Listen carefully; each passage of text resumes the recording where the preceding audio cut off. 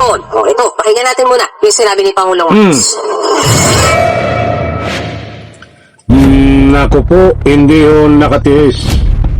Si Inday Sayad Lustay Duterte mag-resign, bababa sa pwesto, makipag-close door meeting kay President Bongbong Marcos.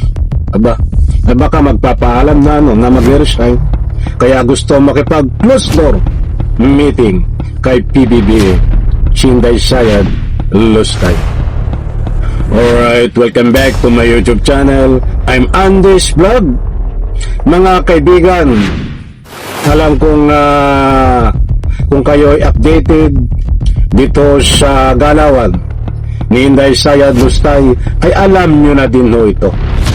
Alam nyo ho ba na itong si Inday Sayad Lustay ay gustong pumunta ng Malacanang, makipag-close door meeting kay President Bongbong Marcos.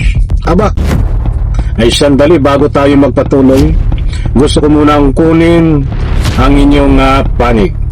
Ano po ang reaksyon nyo dito sa gusto ni Inday Sayad ng close door meeting at gusto ni Inday Sayad na pumunta ng Malacanang? Ano po ang masasabi nyo dyan? Reaksyon sa comment section. Karapatan nyo magbigay ng anumang public opinion. Pagkatapos mong gawin lahat, paninira, lahat ng kalukuhan, katarantaduhan, kagaguhan na ginawa mo kay PBBM, Inday Sayad Lustay, nagawa mo pa at humihingi ka ng close door meeting sa Malacanang? Ang kapal naman ng apog mo, ano? Kayo naman ho, ano ang reaksyon nyo doon? Okay, pinadaanan ko lang ng konti yun. Eto, mga kaibigan, ibabahagi ko po sa inyo. Ano ang dahilan kung bakit gusto ni Inday Sayad Lustay ng close door meeting diyan ho sa Malacanang? Pagbuksan ba ng pinto ni Inday Sayad, si Inday Sayad ni PBBM, payag ba naman si President Marcos ng close door meeting? Payag ba si President Marcos na makaapak ng Malacanang si Inday Sayad Lustay? Lahat yan, mga kaibigan, ibabagi ko po sa inyo. Ay pakinggan po muna natin itong pahayag ho ni President Bongbong Marcos, and then sa bandang gitna ho, magbibigay po tayo dito ng anumang public opinion na naaayon ho sa binahagi ko po sa inyo na anumang binabanggit natin dito sa ating tinatalakay. Shoutout po sa lahat, mga kaibigan. Ito, panoorin po muna natin itong si President Bongbong Marcos. Nako, Kahit medyo malayo pa, may susuportahan na daw. Kahit medyo malayo pa, may susuportahan na daw sa pagkapangulo sa 2028 si Pangulong Bongbong Marcos. Actually, hindi siya malayo. Malapit na. Malapit na. Yun na ba yung next year? Si Tony Castleton lang ang nalalayuan doon. Nalayo kayo. Ngayon, mga kapatid, yan daw dapat ang pangtapat niya sa dati niyang ka-unity ang kanyang karaning metasin, Vice President Sara Duterte. Wala pang pinangalanan si Pangulong Marcos, pero heto raw. Ayan, may merong kailangang katangian. Yung katangian ng i-endorso niya. 1, mapagkakatiwalaan. Pagpapatuloy daw yung ginawa ng kanyang administrasyon kontra korupsyon. Ito, pakinggan natin muna yung sinabi ni Pangulong Marcos. I will certainly endorse a candidate in the 2028 elections. Who that is, I cannot tell you because even I don't know. Maaga pa. It's a little early for that, and we don't know. The candidate I will endorse will be somebody who I am confident will continue what we have begun in terms of the anti-corruption measures. iyan po mga kaibigan ng pahayag ni President Bongbong Marcos. May kaugnayan po sa politiko. Usapin ho dito sa mayroon daw siyang i-endorso na sa pagkapangulo ng Pilipinas. Kasabay ho mga kaibigan ng balita na yan ay pumalat to sa malaking sa social media nitong humihingi ng closed door meeting itong si Inday Sayad Lustay kay President Bongbong Marcos. Subalit ayon po sa nakuha nating impormasyon ay tinabla. Hindi daw po pinagbigyan ni President Bongbong Marcos ang kahilingan ho ni Inday Sayad na magkaroon po ng closed door meeting. Aba, ay tama lang ho mga kaibigan. Tama lang na hindi ho pagbigyan yan. Dahil ito ho ay puro kagabuhan, paninira ang ginawa ho sa administrasyon at sa Republika ng Pilipinas. Hindi na ho dapat pagkatiwalaan itong si Inday Sayad Lustay Duterte.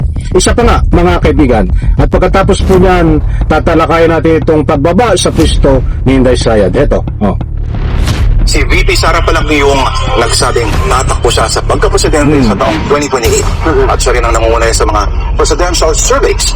Pangalawa sa kanya sinaga si Premier Leni Robredo na nagsabing wala siyang balak pumakbo sa anumang national position. May intento kaya kay Pangulong Marcos. Yung mga survey na yan, pakinggan nga natin ang sagot niya. I don't really worry about surveys, quite frankly. I don't change direction because of a survey. I take a decision because that's what I feel is the proper decision to make. Oy, pero dati Lord and Johnny mga kapatid, natanong na rin noon si Pangulong Marcos dyan sa katangian na gusto niyang maging Guys, ayan mga kaibigan, yan po muna ang ating alam daw dapat yan muna ang gusto kong ibahagi sa inyo buhat sa News 5. Mga kaibigan, pasensya na kung gumagalaw yung cellphone ko gawa ng reflect nitong sasakyan. Ito, kasabay nga po niyan ay kumalat ang balita na si Inday Sayad Lustay ay humihingi ho ng closed door meeting kay President Bongbong Marcos. Kalat na kalat to ngayon.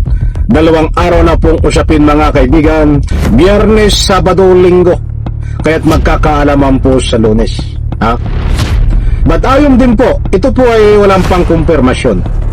Para naman hindi kayo mabiktima ng anumang fake news.